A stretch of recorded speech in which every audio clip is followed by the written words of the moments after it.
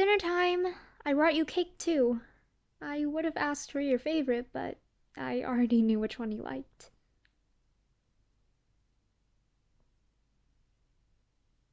Are you still mad at me?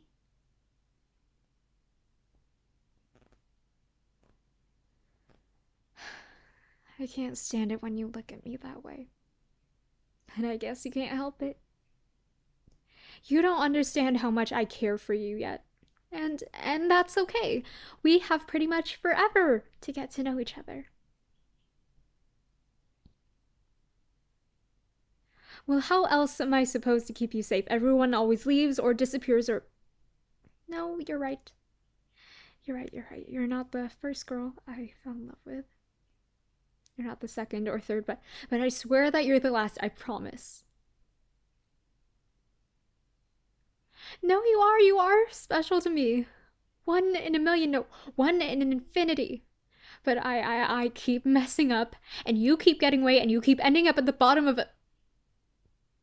Sorry. Sorry. I keep seeing her in your face. Not the way you look, but the way you smile. At least I did. You don't smile anymore. Not really.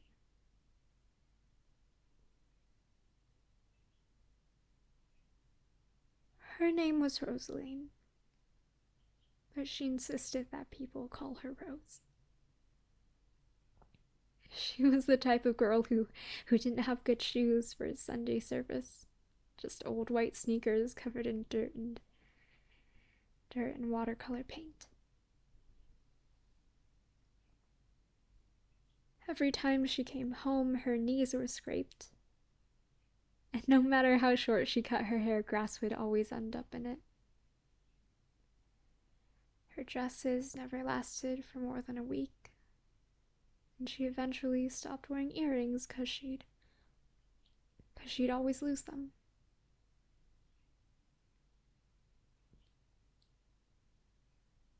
I went to school with her. She never got anything higher than a B plus, but nothing lower than a C. The one time she got an A was in art class, and that's exactly where I met her.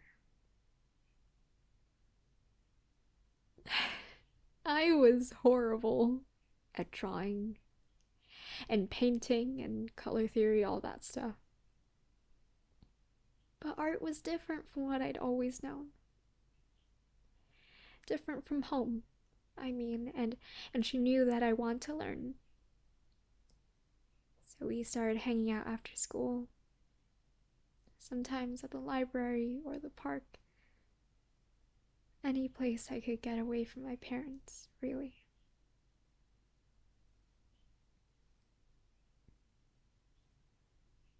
And then one day, she went poof. I don't know how, but I knew my parents had something to do with it. They always said the only thing that mattered was family, and that when I married a man and had one of my own, I'd understand too. So when I fell in love with someone they didn't approve of,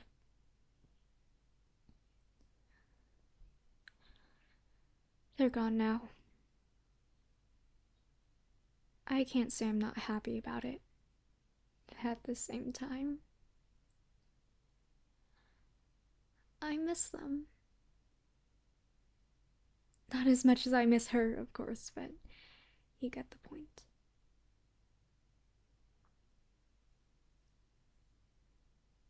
If you're wondering, though, that's not why I do what I do.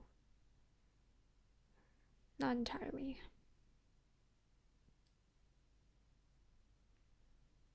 My whole family is like this.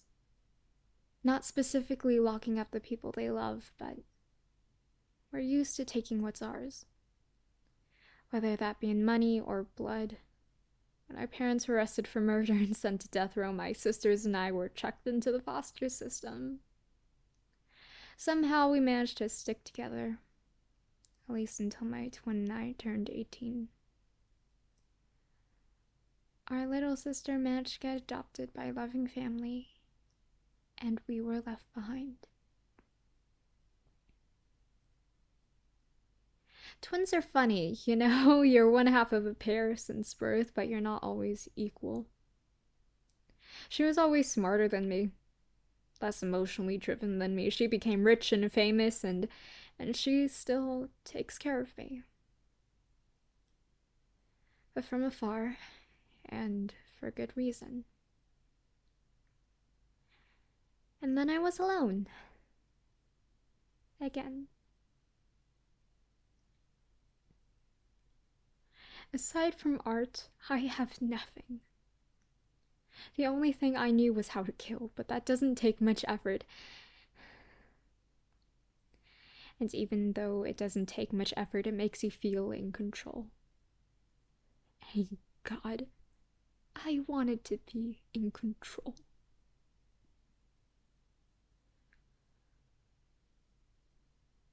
I guess that's it, really.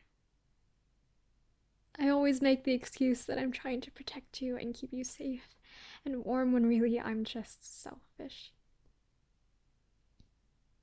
And scared of losing the people I love, and I love you.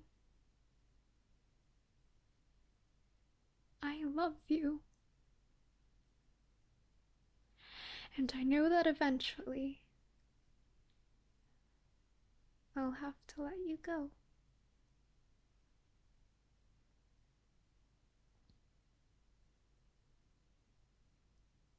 I guess this is my last gift to you.